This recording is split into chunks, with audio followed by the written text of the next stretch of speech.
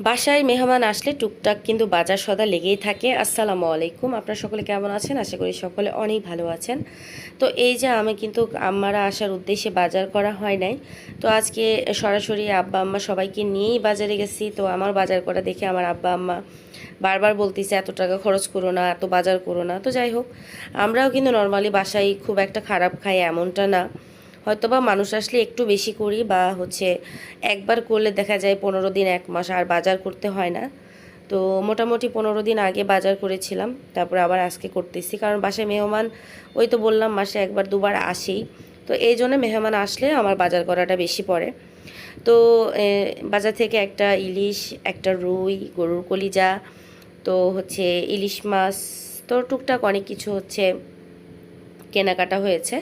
একটা মুরগি, মানে আজকে অবস্থা একদম শেষ। আবার 1 কেজি ট্যাংরা কিনেছি, ওই যে ট্যাংরা একপাশে ধুয়ে রেখেছি। আর আমার আম্মা কাটতেছে ছোট মাছ, কারণ খুবই দেশি ছোট ছোট মাছ আমার খুবই পছন্দ, কিন্তু একা এক হাতে কাটতে খুব কষ্ট হয় বিধায় আপনাদের ভাইও নেয় না আর আমিও বারণ করি, কারণ প্রচুর কষ্ট হয়ে যায় একা, খুব বিরক্ত লাগে। আর আমার একটু কোমরের প্রবলেম আছে, দেখা যায় যে মাছ কাটতে বসলে অসুস্থ হয়ে যায়। তো এই জন্য আর কি, মা আসছে যখন, এই জন্য আপনাদের ভাইয়া আমার জন্য বিশেষ করে হচ্ছে মাছটা কিনেছে। তো মা আর আমি মিলে সব মাছ কাটাবাছা করতেছিলাম। তো এখন রুই মাছগুলো কেটে নিচ্ছি, যদিও বাজার থেকে কেটে নিয়ে আসে। তো আমাদের ছাদে ওঠার অনুমতি আছে, বা ছাদে মোটামুটি আমরা কাজকর্ম করি টুকটাক। তো এই জন্য মাছটা আর কাটাই নিয়ে আসি না, আর আমি নিজ হাতে কাজ করতে বেশি পছন্দ করি। তো অনেকক্ষণ যাবৎ মাছ টাছ একদম সব কাটাকুটা শেষ করেছি। ইলিশ মাছ আর গরুর কলিজাটা এখনও পরিষ্কার করি নাই, তো ওইটা রেখে দিয়েছি, যেদিন রান্না করব সেদিন করা যাবে। আর এখন যে ছোট ছোট মাছগুলো আম্মা কেটেছিল বা আমি সঙ্গে কেটেছি, তো সেই ছোট মাছ একদম ভাজি করব। আর এই ভাজিটা যে আমার কি পছন্দ, একদম অনেকটা পেঁয়াজ দিয়ে দিয়েছি, পেঁয়াজের ঝাল, লবণ, হলুদ, বাটা মশলা, তেল। তো কাঁচামরিচটা অনেকটা বেশি দিয়েছি আর গুঁড়ামরিচ খুবই কম দিয়েছি। আর এই যে হলো সেই ছোট ছোট চান্দা মাছ, এটা লম্বা চান্দা গোল চান্দা দুইটাই আছে। তো এই মাছের ভাজি বা এই মাছের পুরপুরি চচ্চড়ি আমার এত ভালো লাগে, এটা বলে বোঝানো যাবে না, খুবই পছন্দ আমার। তো ওই তো বললাম কষ্টের জন্য নিয়ে আসা হয় না, তো মা আসছে হিসেবে, তো দুই মায়ের ছেলে মায়ের মেয়ে একবারে কাটবো, এই জন্য নিয়ে আসছে আপনাদের ভাইয়া। তো পরিমাণ মতো কিছুটা পানি দিয়ে উপরে একটু তেল কাঁচামরিচ দিয়ে ঢাকনা দিয়ে ঢেকে রান্নার জন্য বসিয়ে দিয়েছি। আর এইদিকে রান্না করে নিব রুই মাছের ভুনা, ভুনা বা ঝোল। তো সেটা করার জন্য পেঁয়াজ দিয়ে দিয়েছি, তেলে একটু মশলা দিয়ে পেঁয়াজ কাঁচামরিচ দিয়ে দিয়েছি।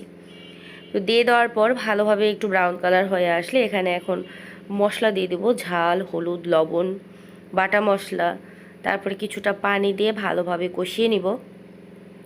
তো কষিয়ে নিচ্ছি, আর ওইদিকে কিন্তু আমার সুন্দরভাবে মাছে বলক চলে আসছে বা পানি কমতে লাগতেছে আস্তে আস্তে। যে যখন পানিটা কমে যাবে তখন কিন্তু এটা একদম দুই সাইডে, মানে দুই সাইডে বলতে একদম পাতিলের গায়ে গায়ে হালকা করে লেগে তারপরে ভাজা ভাজা করে একদম নামাবো। আর এই খাবারটা আমার কাছে খুবই পছন্দ। আর এখন হয়তোবা আমি ভিডিও করি বা আমি একটু কন্টেন্ট তৈরি করি হিসেবে আপনারা অনেকেই আমার পছন্দ অপছন্দ বা আমার রান্না, আমার কাজকর্ম টুকটাক অনেকে আমার সম্পর্কে জানেন, যারা আমার রেগুলারলি ভিডিও দেখেন। তো ওইদিকে কিন্তু ভাজিটা একদম লাগা লাগা করে দিয়েছি, এই যে এখন পোড়া পোড়া হচ্ছে। আর এইদিকে রুই মাছ ভুনা করার জন্য মশলাটা কষিয়ে নিচ্ছি। তো মশলাটা একদম কষানো হয়ে যাচ্ছে, আর এই দেখতে পাচ্ছেন চারপাশে কত সুন্দরভাবে ভাজা ভাজা করে নিচ্ছি, তেল গড়া করে নেব একবারে। তো এটা মোটামুটি হয়ে গেছে, এখন এটা নামিয়ে নিব। এই যে একদম রেডি, খুব মজা ছিল রান্নাটা। আর এদিকে রুই মাছটা একদম পেঁয়াজটা ভাজা ভাজা করে নিয়েছি। আর এদিকে ভাজা ভাজা করতে গিয়ে এক সাইডে একটু লাগা লাগা হয়ে গেছে, ব্যাপার না, ওটা আমি উঠাবো না, ওটা ওইভাবে থেকে যাবে। তো এই যে এখন অনেক বড় একটা রুই মাছ নিয়ে আসা হয়েছিল, এখানে প্রায় 3 কেজি বা 3 কেজির এরকম রুই মাছটা হবে। তো পুরাটা সুন্দরভাবে মাথা আর 3-4 পিস মাছ সহকারে ভালোভাবে শুধু কাঁচা মাছটা আগে কষিয়ে নিয়েছি। তো কষিয়ে নেওয়ার পর কিছুটা পানি দিয়ে এটা আগে সেদ্ধ করে নিব, যেহেতু মাছের মাথা আছে, তো মাছের মাথা হতে কিন্তু একটু টাইম লাগে। তো ব্যাপার না, অনেক বড় মাছ, কোষ কোষ, মানে মাছ মাংসের মতো হয়ে গেছে। তো খুব সুন্দরভাবে এটাকে আমি কষিয়ে নেব। আর এদিকে মাথা উল্টাতে গিয়ে যা বিরক্ত, উল্টাতেই চাচ্ছিল না। তো অনেক কষ্ট করে উল্টানোর পর এটা এখন রান্নার জন্য, মানে কষানোর জন্য আর কি দিয়ে দিব।